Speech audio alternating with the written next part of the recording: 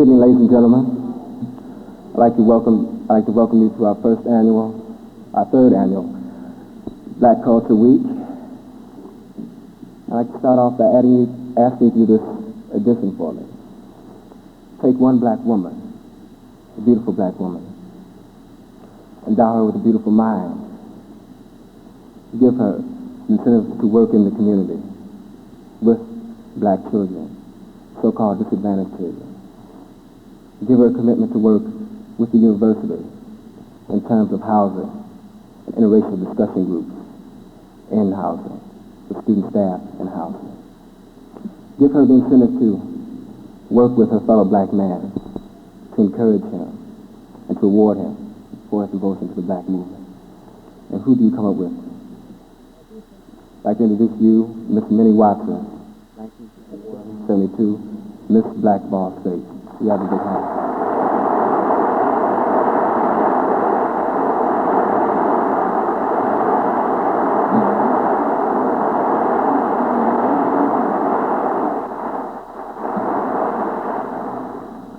I guess I'm kind of short for to carry such a tall title, but it's quite an honor, and I'm sure I'll enjoy it from this way.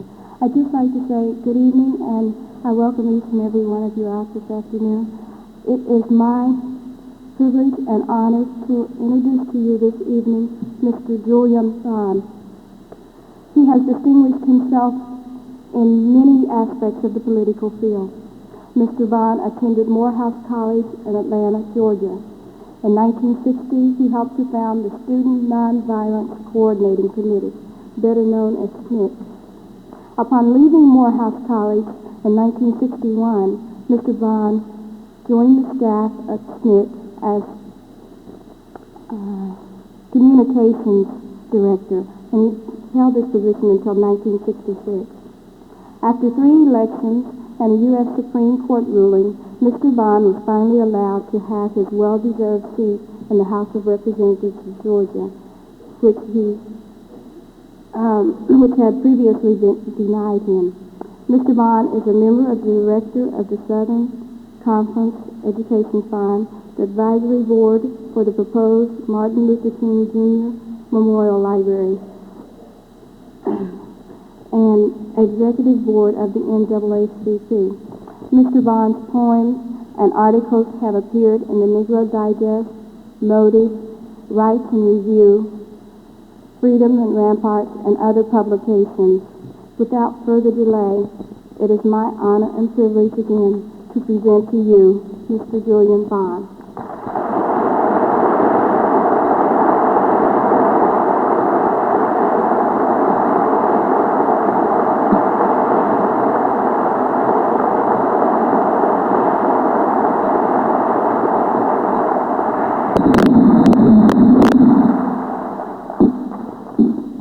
Thank you a great deal. It's usually the custom of speakers like myself to begin by telling the audience what a great pleasure it is to be here. So it's a great pleasure to be here. It's also usually the custom of almost any kind of speaker, whether it's a minister in the pulpit on Sunday morning or a lecturer speaking to a college class, or a politician out on the stump soliciting votes, or particularly on an occasion like this one, it's usual for the speaker to begin with a series of hilarious anecdotes. Now, the purpose of these anecdotes is several-fold. They are intended to put the audience in a good frame of mind, to convince the audience that the speaker is a good person, that he has a sense of humor just like everybody else, and also to make your speech seem longer than it really is. So here are a couple of hilarious anecdotes. Now,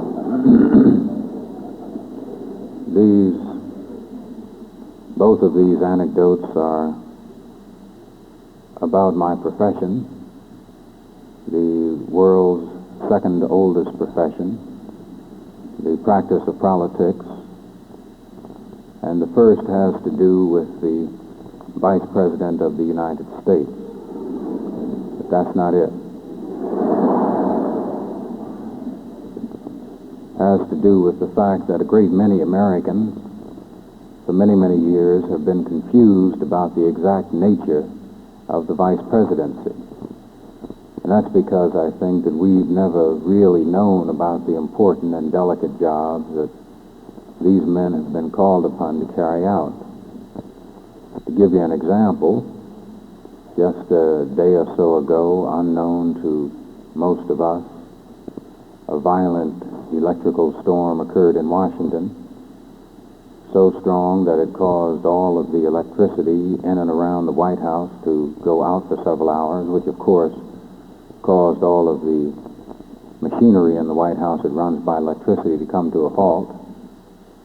When the electricity was put back on, President Nixon called in Vice President Agnew and asked him if he wouldn't undertake the very important job of discovering what the correct time was, so that all the clocks in the White House could be put back on the right time.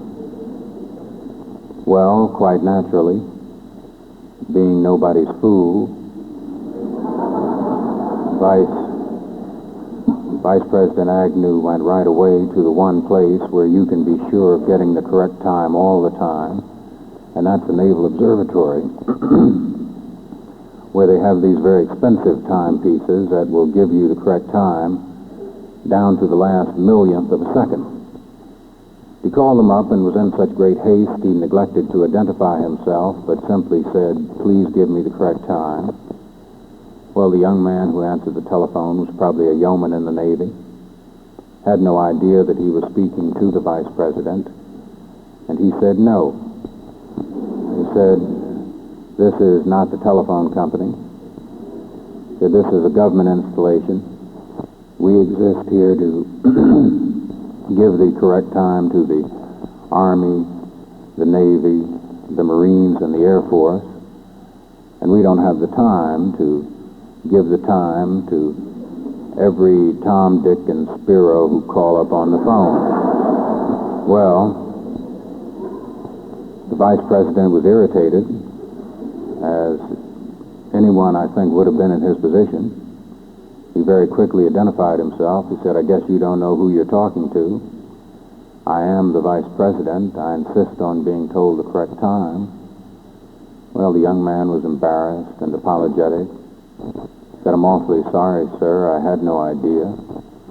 Of course, I'll tell you the correct time. That if you're a civilian, it's 6 o'clock. If you're in the armed forces, it's 1800 hours. But if you're the Vice President of the United States, the big hand is on 12.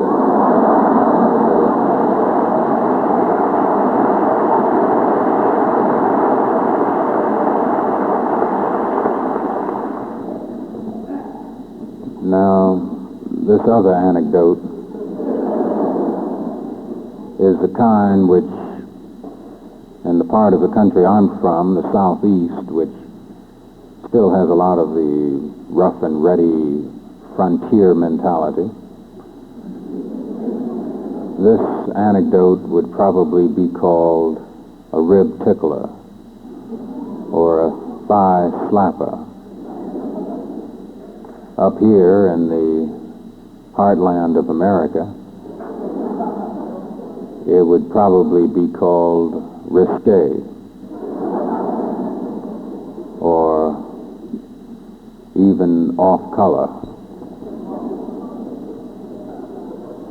But because we are living in an age of new freedoms, people do things now they wouldn't have done some years ago, and dress in ways that they wouldn't have dressed some years ago, and talk about and do things that they wouldn't have talked about and done some years ago, then it's perfectly acceptable now.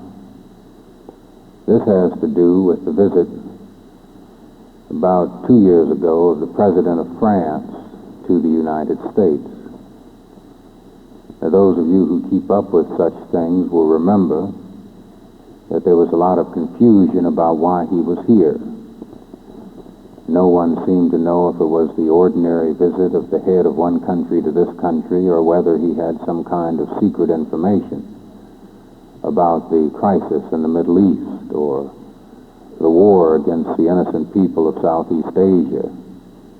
And as a result, an enterprising journalist decided that he would interview all of the important people in Washington to see if one of them wouldn't reveal the true nature of this visit.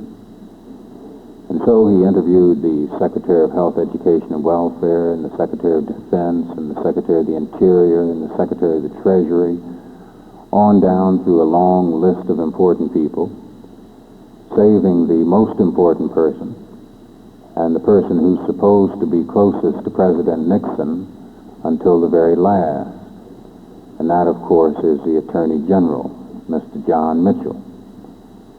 And he called Mr. Mitchell up at his home, and when the telephone was answered, was disappointed to discover that not only was Mr. Mitchell not at home, but that he couldn't be reached by telephone. But fortuitously, his lovely wife, Martha, was there. Well, knowing her reputation as a political wizard, the reporter decided to put the question to her.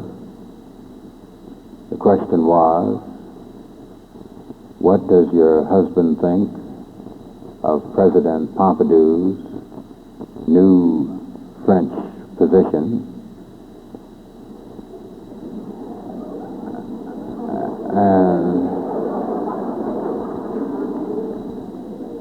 And she said, in that winsome, sort of cute, southern way of hers, I don't know what he thinks of it, but it hurts my back.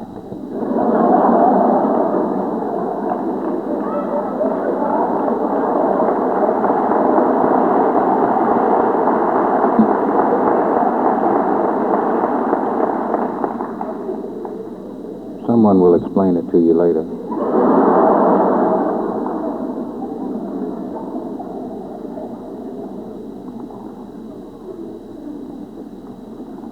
Now, I'd like to take just a second to do something else, which has to do with something which is a particular interest of mine and ought, of course, to be of particular interest to all of us. It has to do with a phenomenon that is increasingly seen on the American college campus, but which has its origins in black high schools and colleges, particularly in the South. It is the annual celebration, usually in the second or third week of February of each year, which is called Negro History Week. For those of you who are out with the flu during Negro History Week here, it has to do with the seeing that the achievements and accomplishments and trials and tribulations and successes and failures of black people, both in this country and around the globe, are duly mentioned and recorded as part of the curriculum. But because the history of a whole race of people is certainly too valuable to be confined to 1 week out of the 52, I'd like to take just a moment to give you some history which comes from two black men who lived in this country about 100 years ago. Now, the reason the utterances of these men 100 years ago are of interest to me and hopefully to you, the reason is that although they are 100 years old, they sound as fresh and as new as though they had been written just this morning, demonstrating that while some things may have changed radically for black people, for example, we are not slaves any longer, other things have remained exactly the same. Now, the first of these comes from a man who was a predecessor of mine in the Georgia House of Representatives. He was a man who had a varied career He was at different times in his life a minister, a politician. He was a chaplain in the Union Army during the Civil War, or what we were taught in Georgia was the War of Northern Aggression. He later became a bishop in the African Methodist Episcopal Church. His name was Henry Mcneal Turner. And this short excerpt from a speech comes from a period in his life when he was one of 26 black men in the Georgia General Assembly. He discovered that the white legislators of that era, this was 103 years ago in 1868, were interested in throwing out all of the black legislators, a habit they have not fully overcome to this day. And when the news of this attempt at expulsion was discovered, Mr. Turner, who represented Macon, Georgia, and Bibb County, rose on the floor of the Georgia House of Representatives, and this is what he said. He said, "We are told that if black men want to speak, they must speak through white trumpets. If black men want their sentiments expressed, they must be adulterated and sent through white messengers who will quibble and equivocate and evade as rapidly as the pendulum of a clock. The great question is this: am I a man? If I am, I claim the rights of such. Although we are not white, we have accomplished much. We have pioneered a civilization here. We have built up this country. We have worked in your fields. We have gathered your harvest for 250 years. And what do we ask in return? Do we ask for compensation for the sweat our fathers bore for you, for the tears you have caused, the hearts you have broken, the lives you have curtailed, the blood you have spilled? Do we ask retaliation? We ask it not. This was 100 years ago. But we ask you now, for our rights. You have all the elements of superiority on your side. You have your money and ours. You have your education and ours.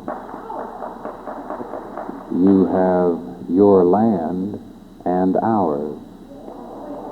We are strangers in the land of our birth, without money, without education, without aid, without a roof to cover us while we live or clay to cover us when we die.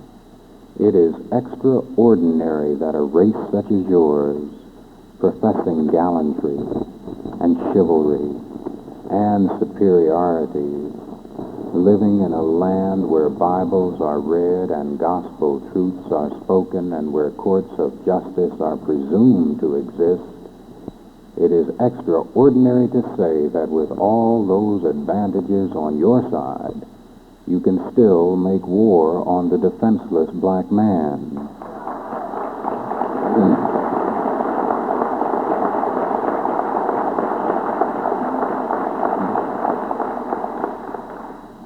You may expel us, gentlemen, but I firmly believe you will one day regret it. The black man cannot protect the country that doesn't protect him. And if tomorrow a war should arise, I would not lift a finger to defend a country where my manhood is denied.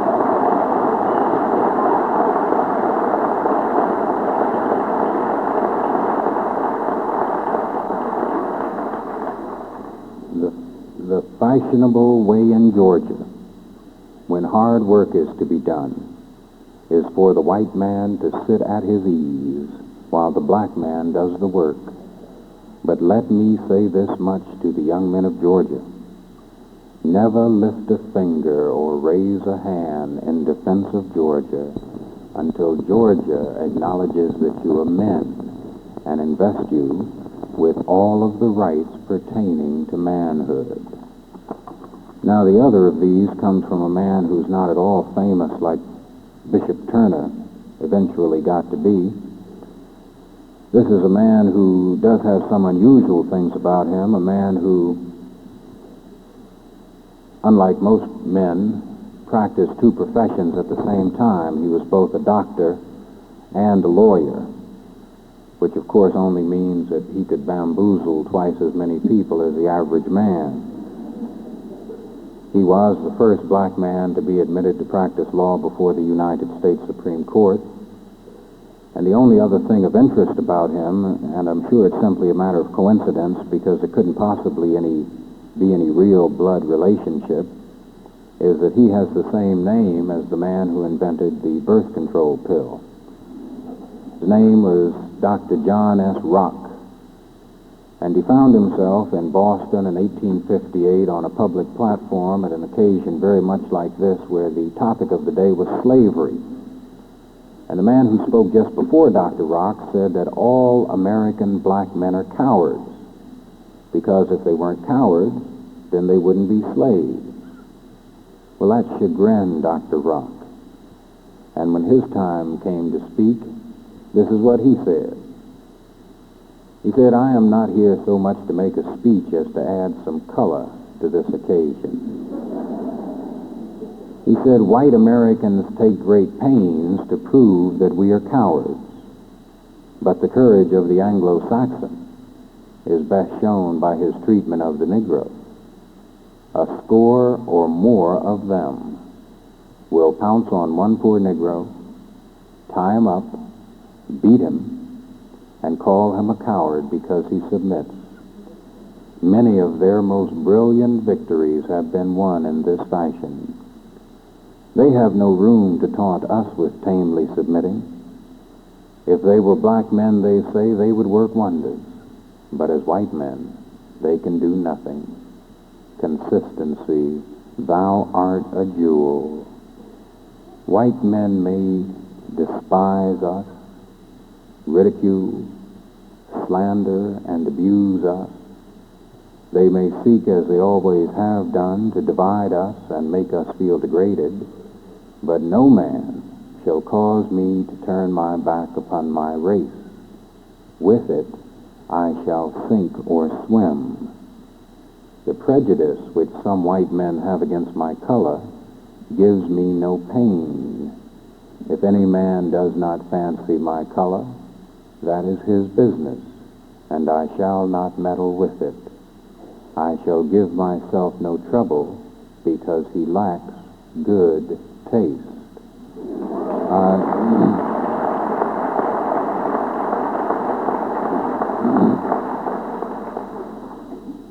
I cannot deny, however, that I do admire the talent and the noble character of many white men, but I cannot say I am particularly pleased with their physical appearance. If old Mother Nature had held out as well as she began, we should probably have had fewer varieties among the races.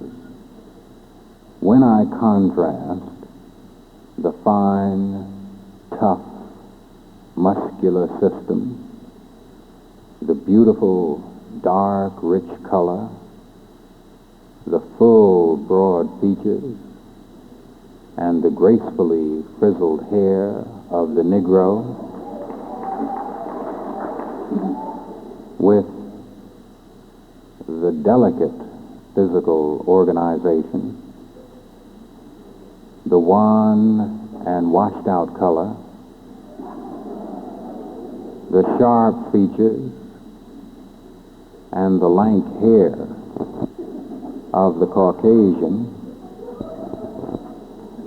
I am inclined to believe that when the white man was created, Mother Nature was pretty well exhausted.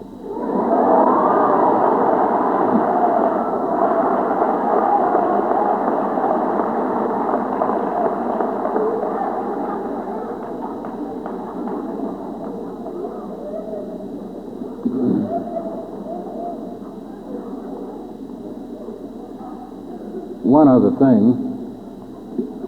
I am sure that a great many of you have seen, either in the newspapers or on television or heard on the radio or seen in the news magazines or reports coming from the Senate committee chaired by Senator Irwin of North Carolina about the surveillance activities of the Army, the Navy, the Air Force, and the Federal Bureau of Investigation. And if you have kept up with this at all, you know, as most people are beginning to discover to our horror, that this is widespread activity, reaches into the very fabric of American life, and that it's a common, not at all unusual practice for one of these agencies or branches of government to hire people very much like yourselves, your teachers, and or your administrators, to engage in spying on you as well as each other. Now, it's extremely difficult to tell who these people are. You can't tell them by their dress, because their physical appearance, because they have both very short hair and some very long hair. You unfortunately can't tell them by their race, because they are both black and white. Can't tell them by their sex, because they are both male and female. You can't tell them by the position they occupy in the academic hierarchy, because they are both students, faculty members, and administrators.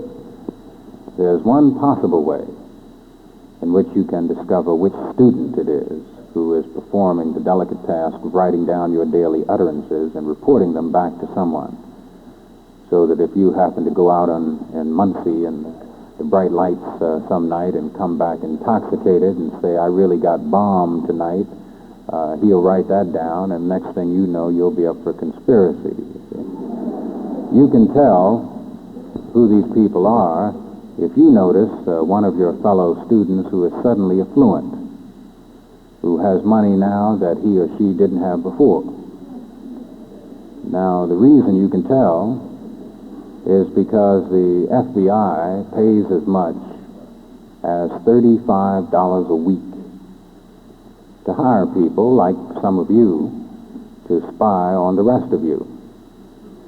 Now, we all like to believe this is an open society, that in the best of all worlds, none of us would have any secrets from anyone else. And because I'm sure that's a deeply held feeling by most of the people here, perhaps the person who's engaged right now in spying would stand up so that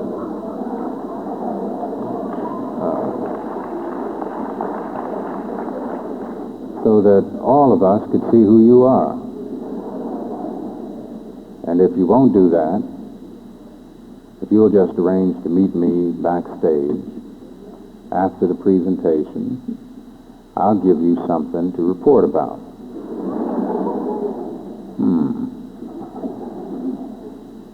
We are now in the month of May in 1971, which is the second year of the decade of the 1970s.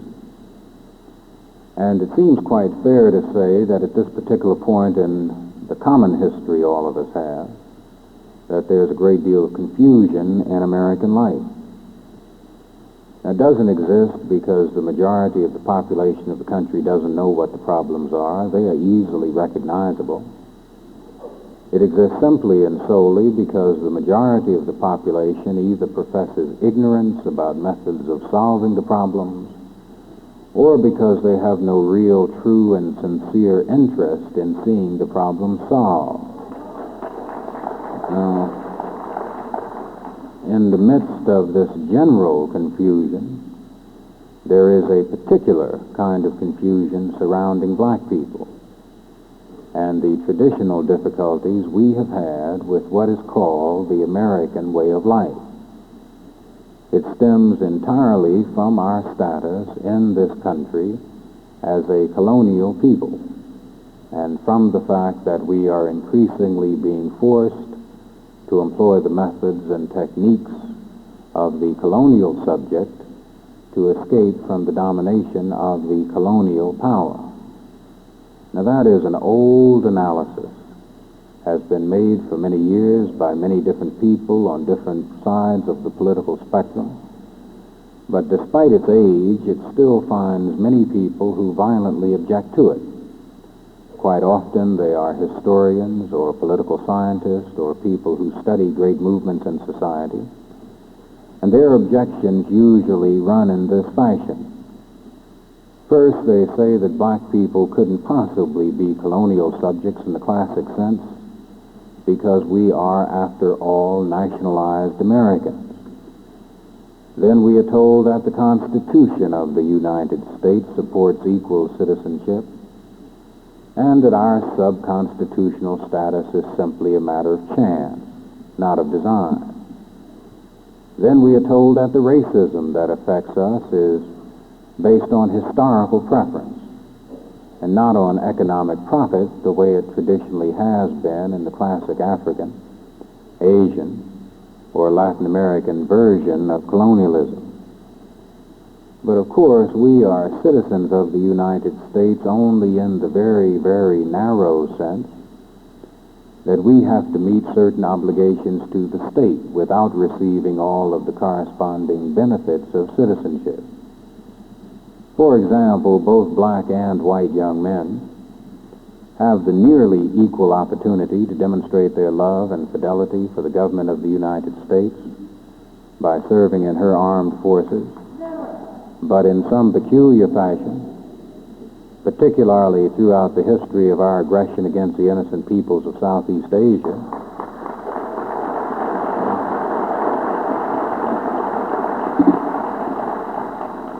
black young men have managed to become first in war, last in peace, and seldom in the hearts of their countrymen.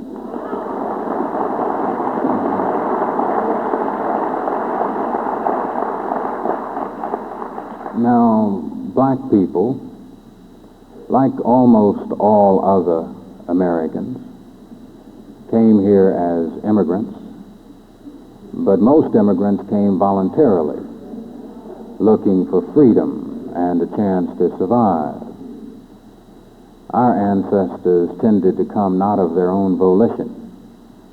Husband torn from wife, child separated from mother. In a land where family and education are venerated, we were denied the chance to learn and to maintain what presently passes for a stable family unit.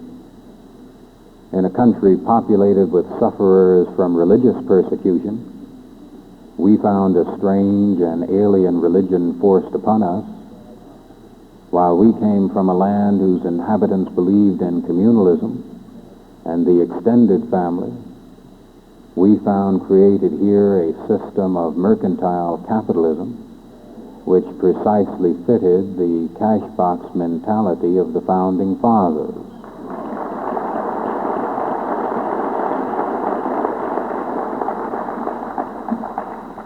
But despite that, the argument still goes on. There are people who say that black people enjoy equal legal status here, as do all Americans. And of course, on paper, that's quite largely true. But the plain facts are that certain constitutionally guaranteed rights, like the right to vote and to enjoy other forms of social and political participation, these are still subjected to intense debate, not just in the part of the country I am from, but so we are told in the corridors of Uncle Strom's cabin itself. In short, we are in what you might call, with some kindness, bad shape. We live and work in situations provided for by the majority, not by us. We exist at the pleasure, the sufferance, and for the entertainment of the American majority. And the evidence is rather quickly mounting that that existence itself may soon be called into question.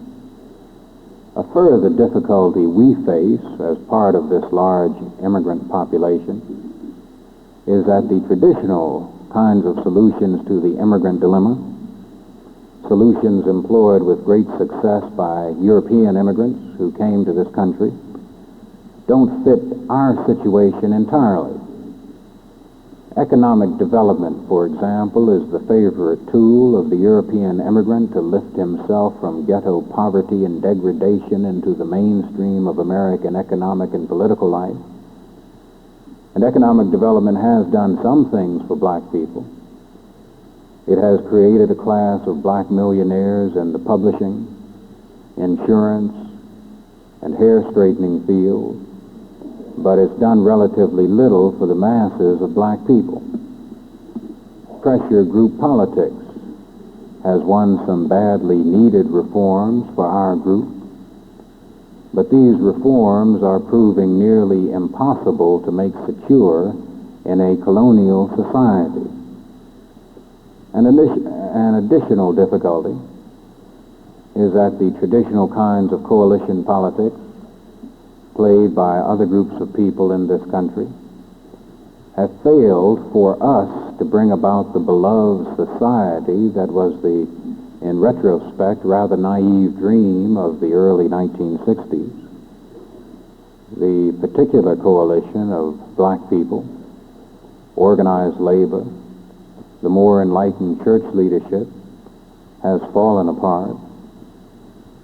The labor movement has begun most recently to show its true colors, particularly as black people stopped making simple labor-connected demands like minimum wages and began to make radical and extreme demands like entry into the labor movement itself.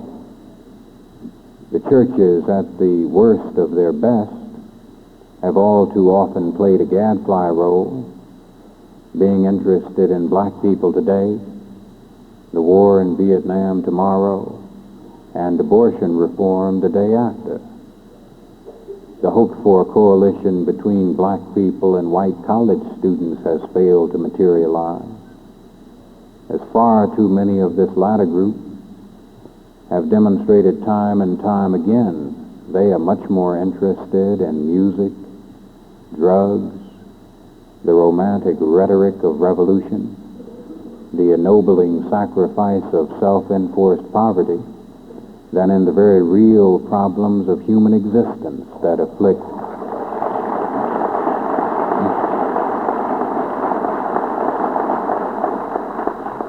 So we are left pretty much to our own devices to fall back on a ever-increasing spiral which begins with politics, escalates to protest, culminates in rebellion, with the probable result that increasing repression will follow.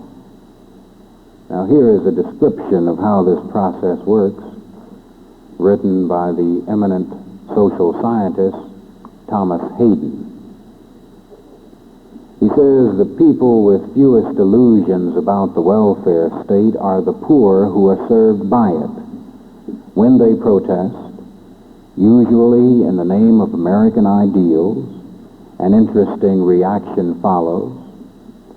Some among the majority react sympathetically, though not always with any real understanding of the causes, but a sufficient number of opposing interests are aroused to prevent any drastic changes, and often even more moderate changes are blocked. The poor, who in most cases began by politely petitioning their governors, soon take more drastic steps, thinking they can perhaps awaken the conscience of the majority. They do awaken the consciences of some people, and to some small extent they force the elites to concede token changes. But at the same time, a counter-revolution is triggered against the potential of revolution, which has been seen in the mounting protest. The system then becomes deadlocked. No more than token reforms, crumbs, result for the protesters. The scale of their protest increases as they realize that appeals to conscience are inadequate. They look for methods of transcending the pressure tactics that have not worked. They begin civil disobedience and disruption. The police are brought into the picture. Considerations of social, political, or economic solutions to the conflict are gradually replaced by the emphasis on law and order. At that point, violent repression becomes routine. It ought to be clear from that analysis that among the avenues of escape are two kinds of revolutionary action, either violent, as in the classic sense on both sides of the question, or minimally speaking, a revolution in psychology, in political, and economic position on at least one side of the question. It is that second kind of revolution which is bursting upon us today. It has its origins in the American black community. It is a revolution in our thinking about ourselves, a revolution turning upside down the kind of insane analysis that makes the victim describe himself as the cause of his own condition. It is found most concretely in the growing desire among black people to reject the kind of tribalization of class and geography that has divided us for so long. It is found in the growing impulse to bring us together as a cultural and ideological nation within this nation. But that kind of cultural revolution never does the job by itself. We may, as we are slowly about to do, engage in a relatively nonviolent political revolution, taking over some few of the major cities of this country, holding them as black enclaves against increasing white repression, charging admission fees to suburban whites who have to come to the city for jobs and income. But in the best of all worlds, we ought to be able to depend on white America as a source of simple equality of treatment. Suppose, for example, that we could be treated as well as a certain small class of American farmers are. First, they were given free land. Then the Department of Agriculture gave them low-interest loans to enable them to buy complicated and expensive farm machinery. Then they were sent farm agents to show them how to use the machinery. Now they are paid to do nothing, a kind of millionaire welfareism that is scorned for poor people. But suppose that principle of payment for inactivity could be extended throughout society. Suppose that an ADC mother could be paid not to produce at the same rate as is the gentleman farmer from Mississippi, Senator Eastman.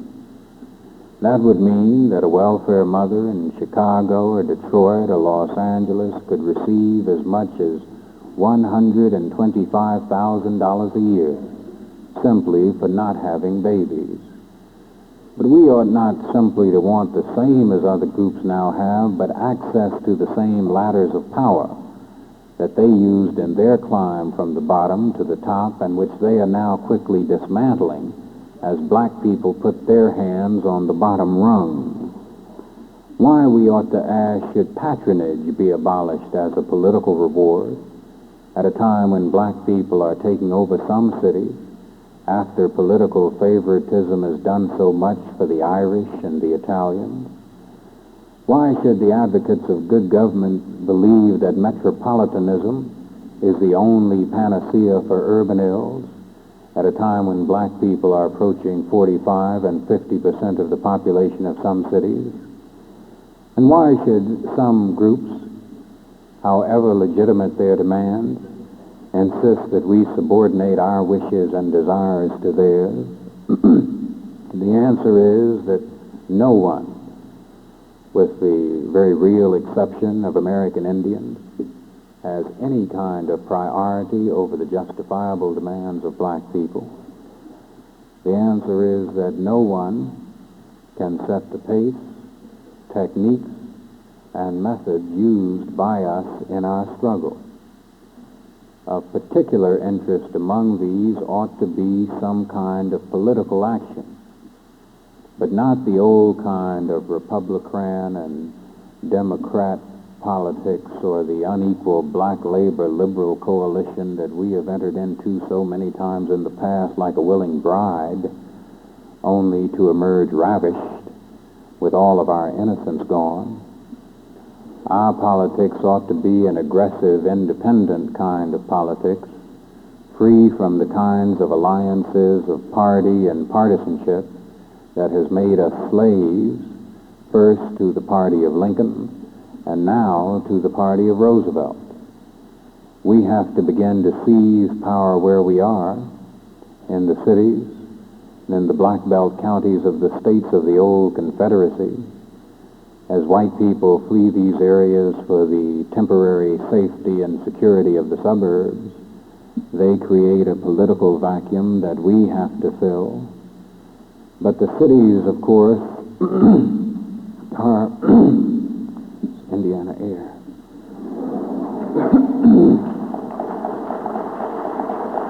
The cities are crumbling underneath us, and the presence of a black mayor in and by itself will never ensure that these decaying compounds will ever be livable again. So as we get our politics together, there must be a decided attempt to get our economics together as well. That means that while we can reject the obviously absurd Nixonian notion of black capitalism, we can't hesitate but adopt any other economic plan or scheme that puts money into the pockets of black people. It means striving for economic plans as different as the land reform designed by the Honorable Elijah Muhammad in the South, to the kinds of neighborhood cooperatives springing up in some of the larger cities of the country, to something as innocuous as the transfer of mom and pop stores from white hands to black ones. It means that we can't afford the luxury available to so many dilettantes who seek to decide for us what is right and what is wrong in our struggle, at a time when our community seems nearly willing to draw together an alliance of cultural nationalists and political activists, of poverty workers and poverty livers, of the Nation of Islam and foot-washing Baptists. We can't afford a Woodstock in a nation that still tolerates Watts.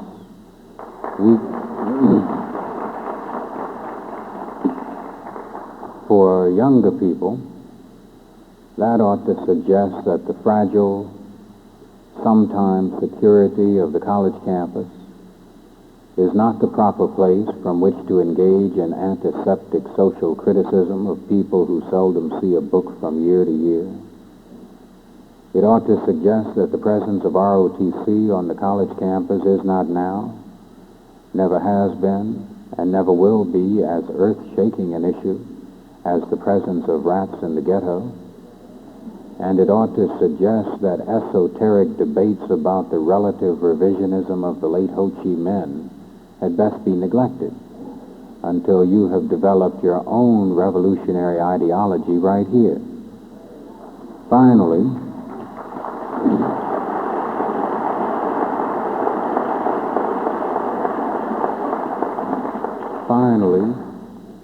it ought to suggest that we ought to beware and prepare for a time of trouble.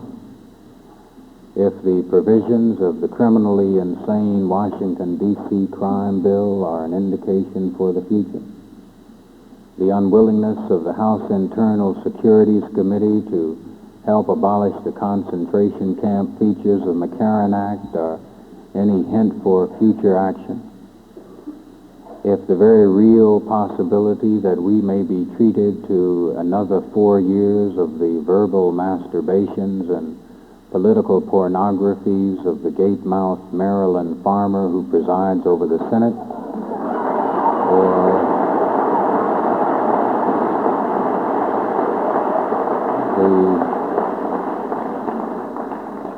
very frightening possibility that there may be another 76 years in the little tyrant who runs the Federal Bureau of Investigation if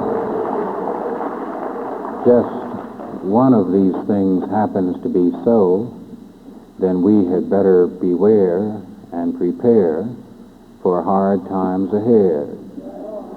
Now, through these hard times, we, as well as those people who profess through word or deed to be allied with our interests, might arm ourselves in a figurative sense with some words from an old black abolitionist, a man named Frederick Douglass, who in 1894 was asked the question, which has probably been asked of every black person in the United States twice a day since then.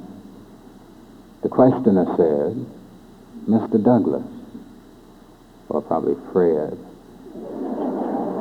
"I am so sympathetic to the Negro problem, but I don't have any idea as to what I could possibly do about it."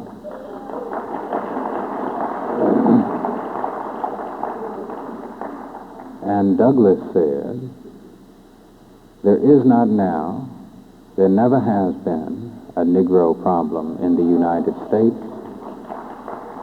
but only a very real white problem."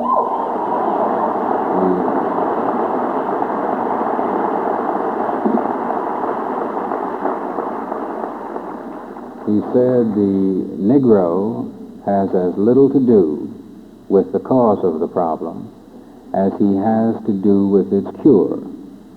But how? The people who caused the problem want to know. Can their problem be solved? Let the white people of the North and South conquer their prejudices. Let them cultivate kindness and humanity. Let them give up the idea that they can be free while making the Negro a slave. Let them give up the idea that to degrade the colored man is to elevate the white man. They are not required to do very much. They are only required to undo the evil they have done in order to solve their problem.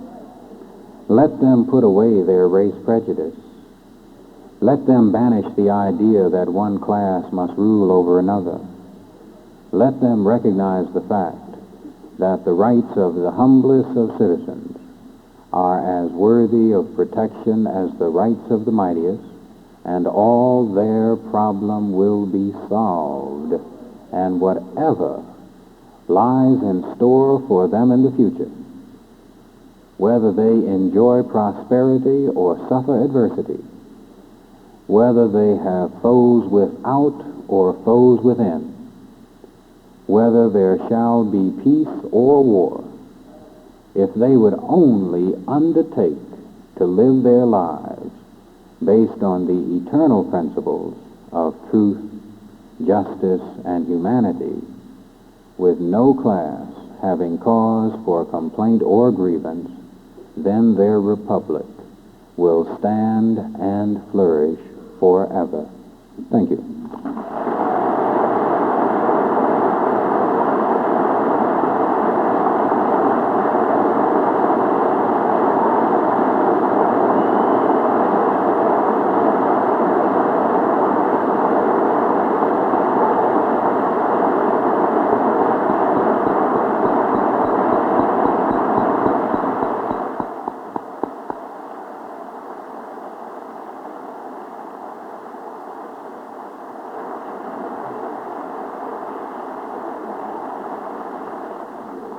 Thank you very much.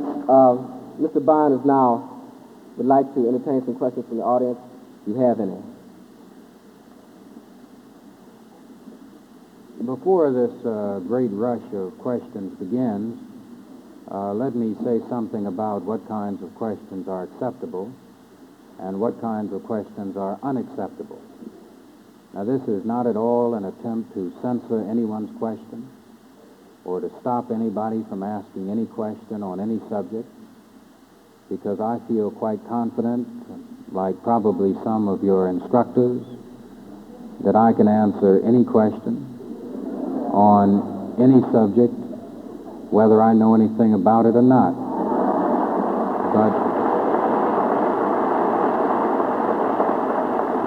But there are some questions which are unacceptable and some which are not. The unacceptable questions are usually asked by people who don't really want to ask a question but who want to make an address. I've been told that there is only one speech scheduled for this evening, and it's just over.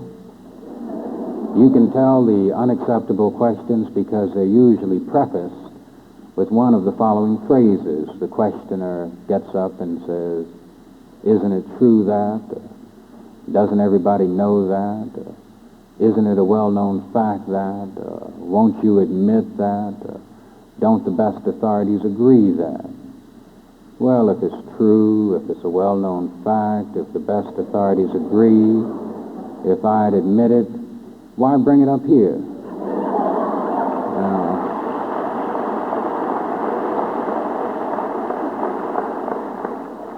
Now, are there any questions?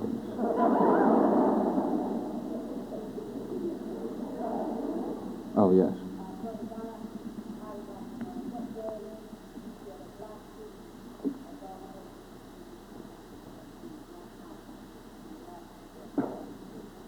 The question, if you didn't hear, is how do I think that black students at Ball State could obtain a black house and a black study center?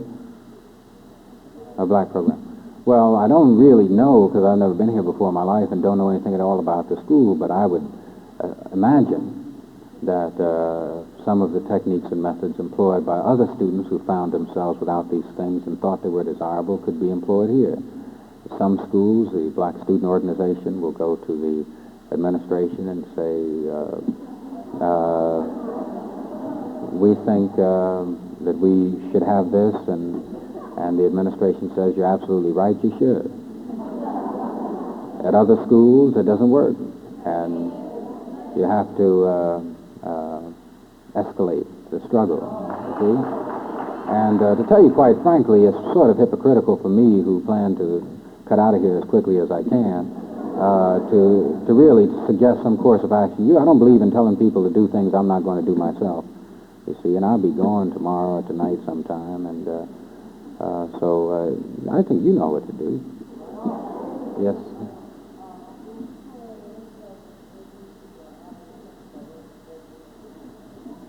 Well, I'm not sure if it would honor the country. Not any time in the near future. Certainly in 1972, I will be 32. You have to be 35. 76, may still be too young. I think my year is 1984.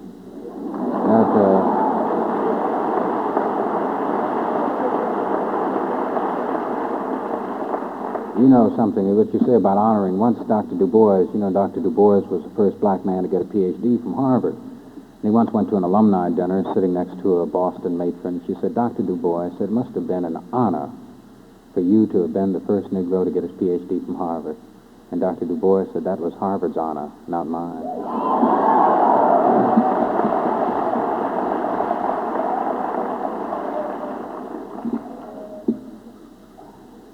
You want to ask a question?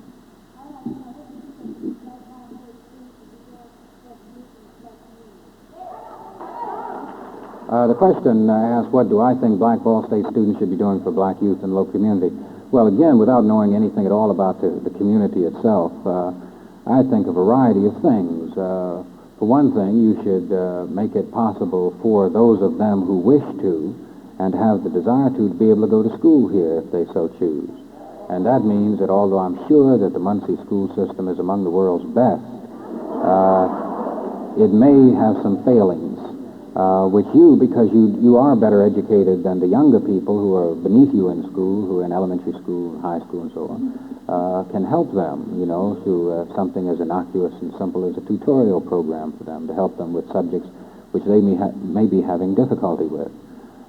In addition to that, I think that because college students, you see, are uniquely situated in this society and that you have a lot of energy, a little bit of strength, a great deal of free time, I know you have free time. Most of you are laying around playing bid whist or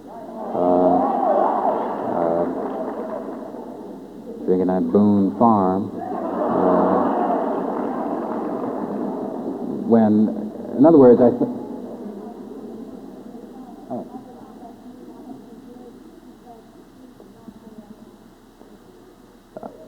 this young lady says that she's 14 and a full-time resident, unlike most of you who are part-time residents, and that she lives in the city and she's never seen many black students in her neighborhood. So the real answer is for you and she to get together.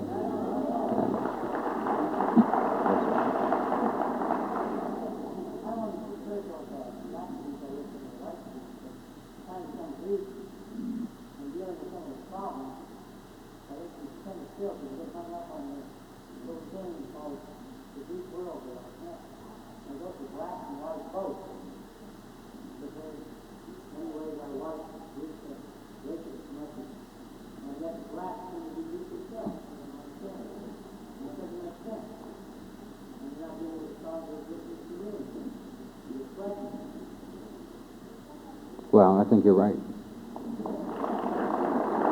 sir. Oh, he didn't ask a question, he just made a statement. Okay. His statement was that he thought it was if I could sum it up very quickly, he thought it was a mistake. He thought that he was against fraternities and sororities, I guess. That was his question. And he's absolutely right. Sure, they're probably... Yes.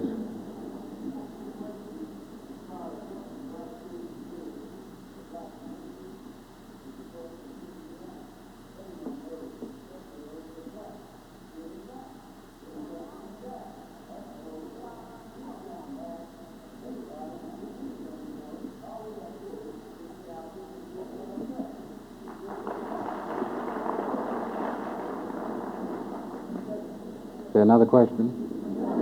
Yes.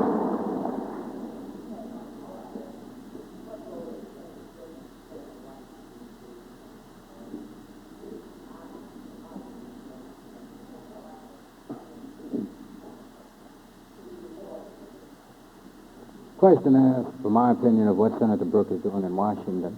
Well, I'm seldom in Washington. First, that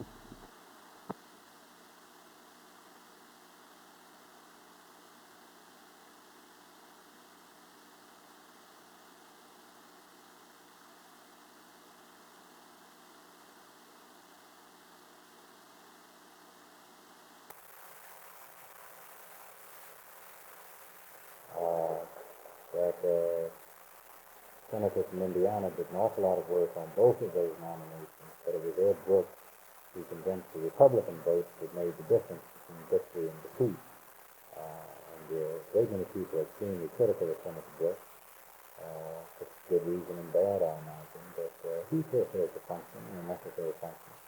And the question is, it's like I've heard people say they thought it was a mistake for Tim Gibson to be elected mayor of Newark because he was just fooling the people. Which of course means that the person who said that thinks he's smarter than the black people live in Newark. And also means that he'd rather, from his vantage point 1,000 miles away, say that the people of Newark have to have Hugh Artemisia as their mayor from jail than have a decent-minded, good-hearted, clean-living guy like Kenneth Gibson. Yes.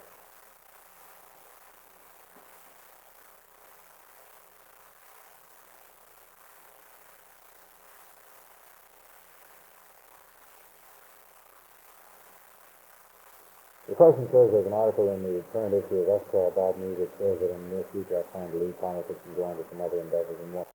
The question says there's an article in the current issue of Esquire about me that says that in the near future I plan to leave politics and go on to some other endeavors and wants to know if that is true or not, and if so, why. It's not true. Not in the near future. And if it were, who knows why. No, it's just not true. Yes, ma'am.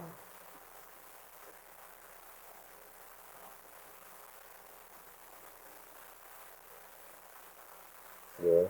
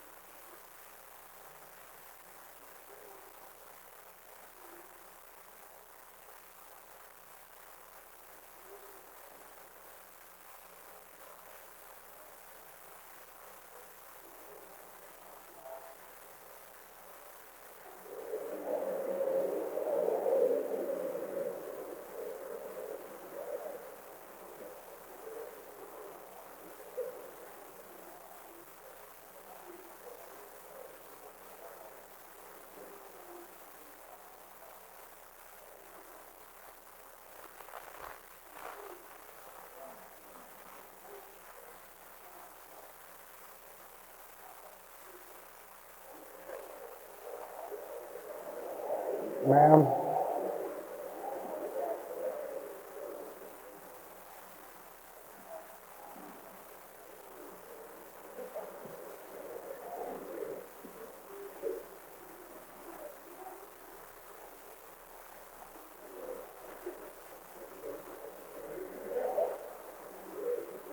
Madam, I think you were partially right, but overwhelmingly wrong.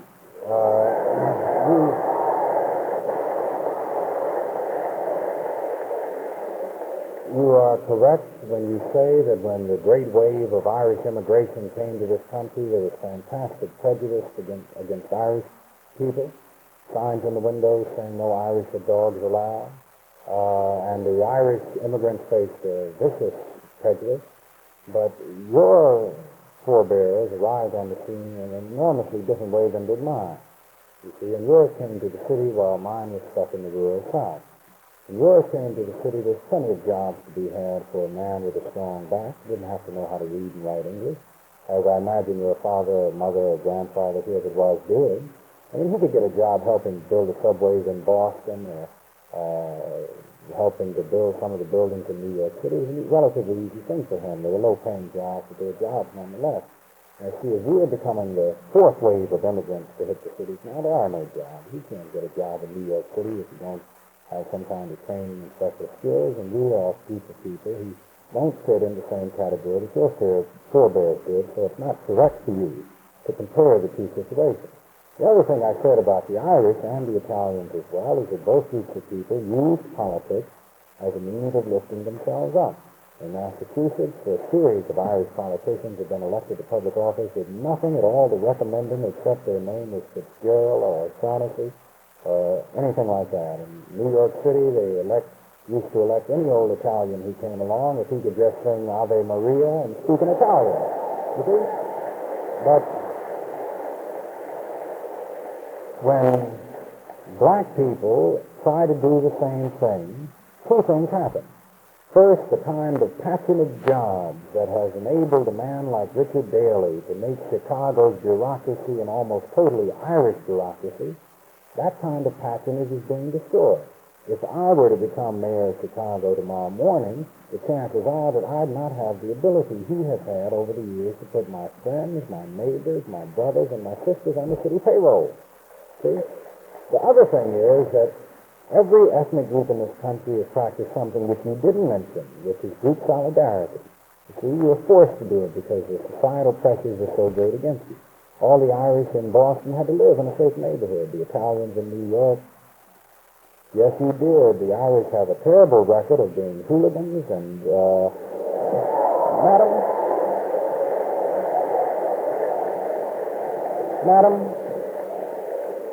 Madam, I suggest, madam, that you read some American history.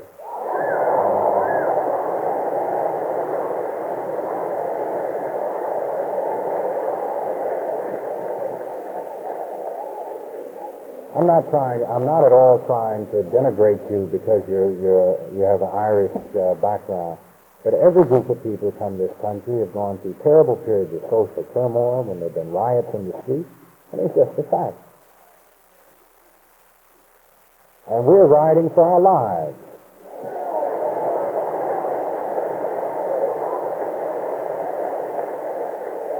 Madam, I don't think we're getting it further, but I mean, the situation you described to your mother and father and grandmother and grandfather is not the same as the situations are. It's just not the same. See? That's exactly what I'm saying. You're no different from us. That's right. And the things you were able to do to lift yourself up to the position you're in, we're not able to do.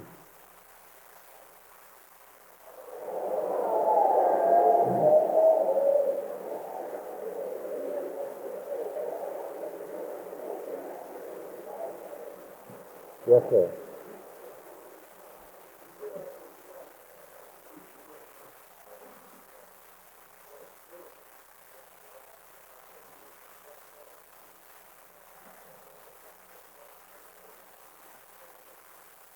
Well, it is becoming more and more taking over a dead horse. But Kenneth Gibson in Newark is mayor of a decaying and dying city. It's not one that's already dead. The population doubles between 9 and 5, and the affluent working class white people who come in and have all the good jobs and work all day, go home at night to the suburbs, to the surrounding suburbs, and contribute little or nothing in the form of taxes to the maintenance of the city.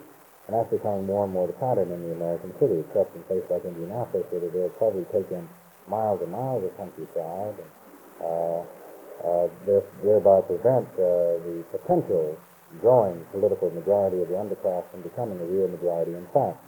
But I think it's a necessary process to go through. First, for the people who live in such cities. You ask yourself, if you lived in Newark, would you rather have Kenneth Gibson as your mayor, or if you Adam Easier? I mean, it's a very simple choice. The choice correctly between good and evil. I mean, Kenneth Gibson never going to jail for embezzlement. Adam Easier is about to enter into Islam and start doing some time. And Gary, would you rather have a corrupt political machine run by Eastern European immigrants, or would you rather have, who are very proud of their ethnic heritage, as well they might be, or would you rather have a new group of people personified by the unbought, unbossed, and unslapped Richard Gordon Hatcher?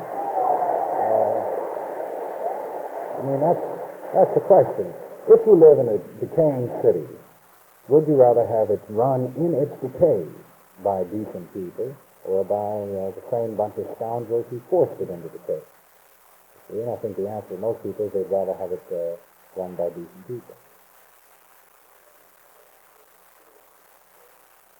Oh yeah, just get Uncle Sam to give the city some more money. I mean, that's the problem with all black cities, majority black cities, and all white cities. I mean, it doesn't matter really what the racial composition of the city is. Cities are failing political instruments now. And in order to support themselves, we've got to have additional tax revenue. The property tax payers all over this country are complaining a great deal about how high their taxes are, when in point of fact, in comparison with other countries, they're really not very high at all. They're not likely to be any relief there.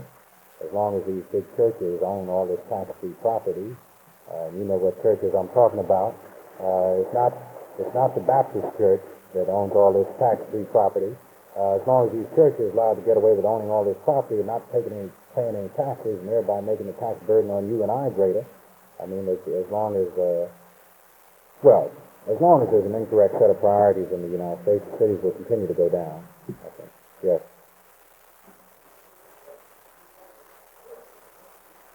The question of the new governor of Georgia. He's different than the last governor of Georgia. Yes, sir.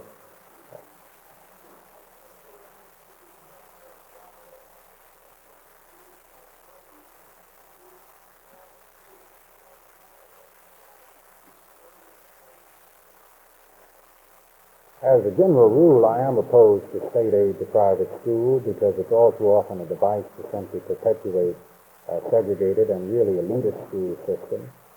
If the several states had adequate finances to finance public schools, then that would be a different proposition. But as a general rule, I'm just against it. It's used over and over in the South, at any rate, to set up a series of segregated schools which are being paid for out of the public tax dollars, which is, of course, just illegal, but the Attorney General of the United States and connivance with education authorities in Mississippi and Alabama just goes blithely hat in hand, allowing it to be done. Yes.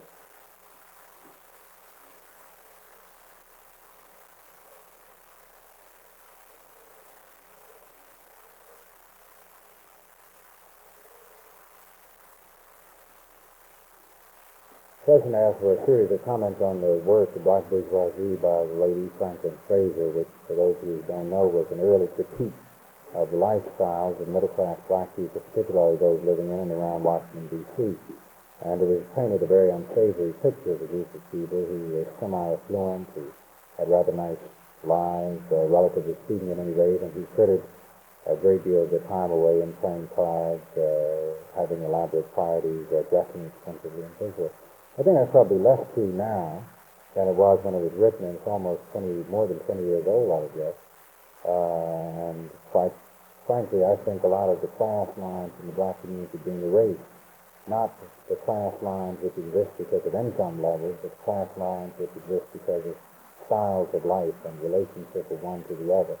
And so that book, I'm sure, had a great deal to do with awakening this large mass of rather well-educated, highly skilled people to the very real problems that the mass of black people face. Yes.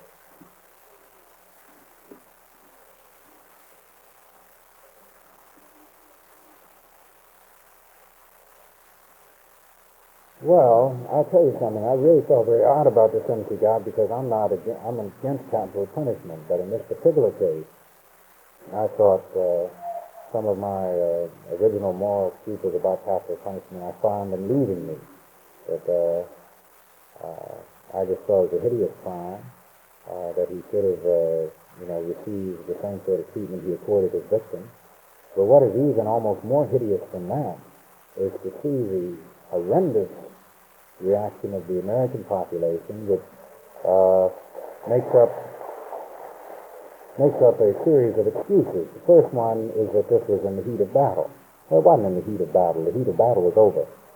Secondly, that Vietnamese children often carry hand grenades into American Army bases. That's true, but not these particular children.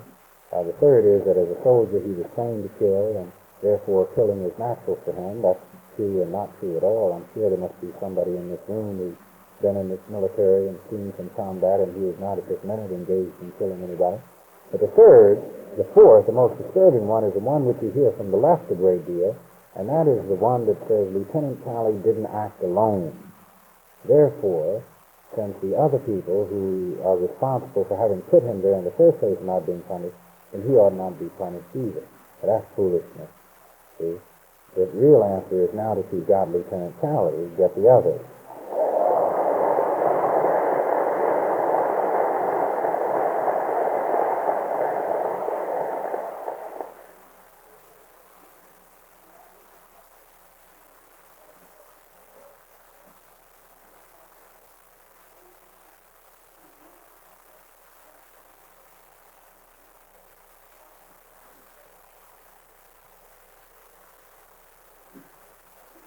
Well, I really think both. I don't think the two are contradictory, if I understand what you mean, that I think it's necessary. I don't think we'll ever get to the day when all black people believe in the same things as all other black people. I mean, that's a long dream, but I think it is largely a dream. We could certainly be much more together than we are now. But I don't see anything contradictory in the two things. In fact, I very seriously doubt if we by ourselves are able to dig ourselves out of the difficulties we're in. I think we'll have to, willingly or not, have help of one sort or another from other groups of people in the society. Yes, sir.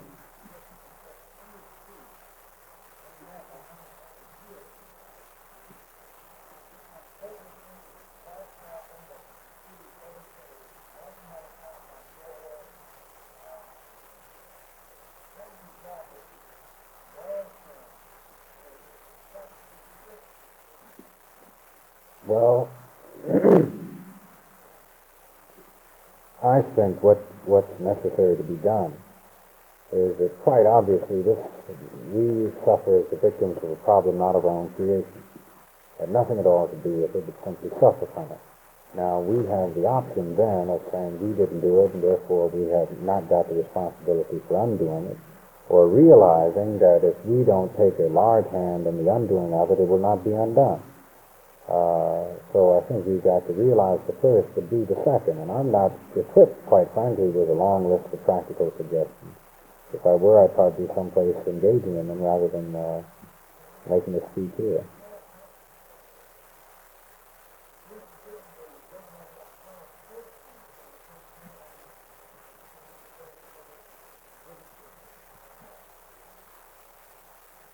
true, and because of that, and we've got to engage in a series of activities that complement each other and often seem contradictory. It's like it's necessary in order for black people to achieve any kind of freedom and liberation in this country. Several things have to happen, some of which are quite small and look as though they don't affect anything else.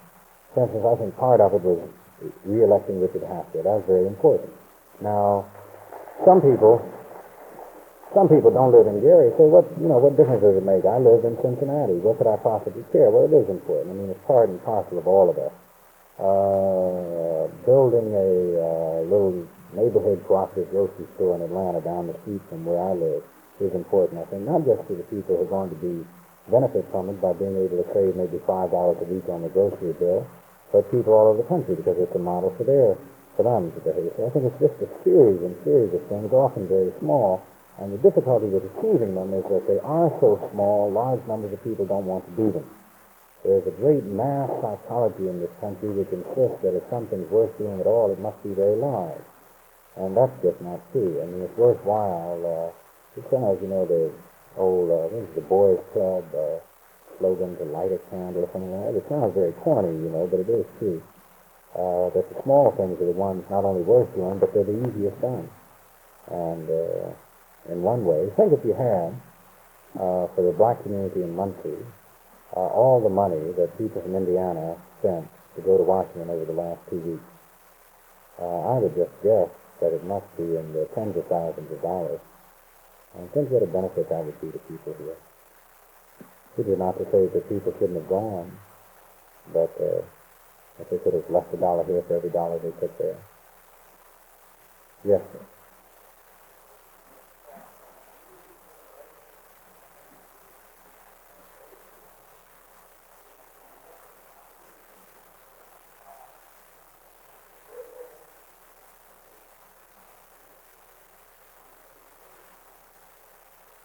I think so, but even the process of enlightenment doesn't mean that enlightened activity takes place. My feeling is that younger people now are much more liberal than younger people were 10 years ago, but younger people now, in my feeling, much less active than young people were 10 years ago. So they feel better, but they don't act any better. They act worse. There's one or two more, yes, ma'am?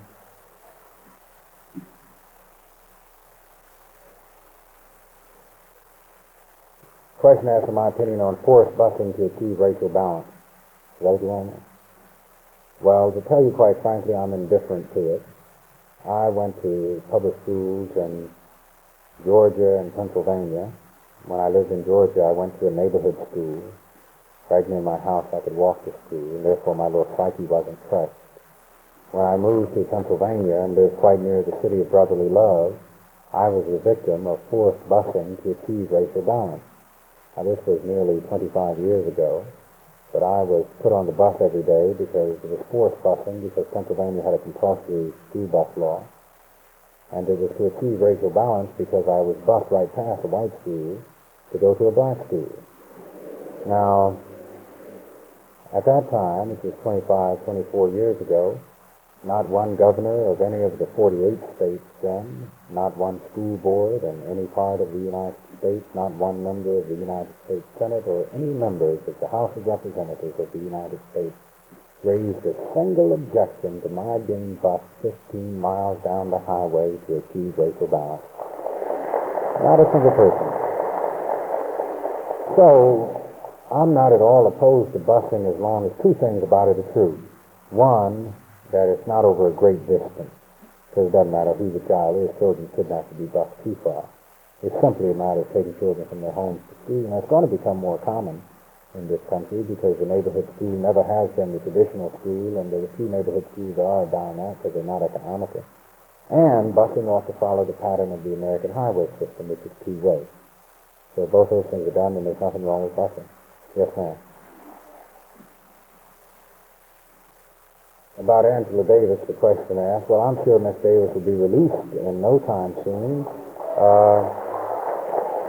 The reason I say that is because, you see, her trial hasn't begun. She's just been accused of crime. She hasn't been convicted of crime. But here you have this little man down here at Fort Benning who's convicted by a jury of his peers killing 22 innocent men, women, and children with a machine gun. And President Nixon has allowed him to return to his home, to have visits from his fiancée, to have the governor of Alabama come to see him, and the mayor of Macon, Georgia. So I'm quite sure that since Miss Davis has not been convicted, I mean, she hasn't even been tried yet, that President Nixon will probably tomorrow morning announce that she will go free. To be serious about it a minute, I really have no idea as to what the outcome will be. I do know that she is fortunate in one sense in that she is very good legal counsel. Her chief legal counsel is Colonel Howard Moore of Atlanta, Georgia. She's fortunate enough to marry my sister. So she is in good legal hands. We have another, yes.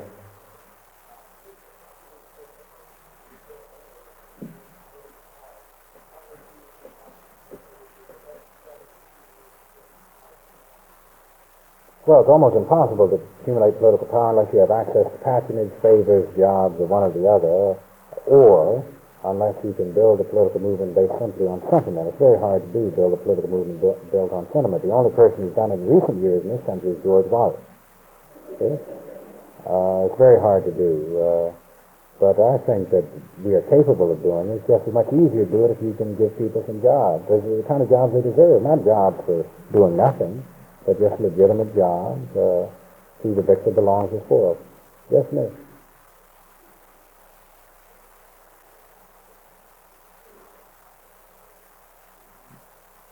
No, I don't think politics is now or will be in the future enough to pacify or satisfy black people. I don't think it ought to be viewed as pacifying or satisfying. Some people think that if you find some black guy who's got his street in front of his house not paved, and a politician comes along and paves the street, then that guy is pacified. Well, that's insulting to that man. You know, if you think that paving somebody's street pacifies him, all it means is he can go to work without getting his feet wet. See? Doesn't mean he's pacified, and it's insulting for you to believe that it may pacify him in some way to have that done. Simply means that his human condition has been improved in a slight bit. But some people think politics is the art of the possible, and I don't think that's so. And some people think it's the art of the compromise, and I don't think that's so. I think it's the art of saying who gets how much of what from whom. And we are the who haven't got any of the what from you know who. Thank you.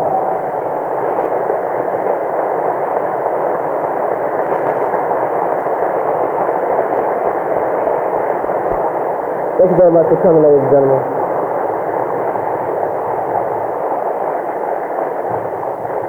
If you talk to anyone tonight after seeing Mr. Bond tonight, don't tell them how good it was. Tell them what they missed. Thank you very much.